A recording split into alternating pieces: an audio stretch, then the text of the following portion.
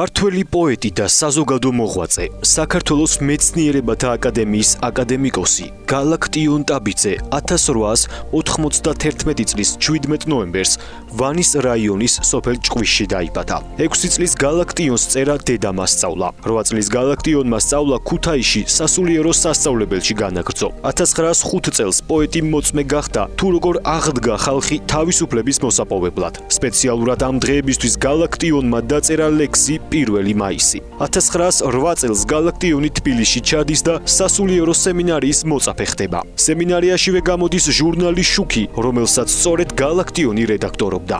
სემინარიის დამთავრების შემდეგ გალაქტიონი ისევ ქუთაისში ბრუნდება. სწორედ ქუთაისში გაიცნო პოეტმა თავისი ცხოვრების მეგობარი ოლღა ოკუჯავა. 1928 წელს გალაქტიონი მონაწილეობდა კომუნისტური ინტერნაციონალიზმის მე-6 კონგრესის მუშაობაში, ხოლო 1935 წელს მან მონაწილეობა მიიღო პარიზში კულტურის დაცვის პირველ მსოფლიო კონგრესში.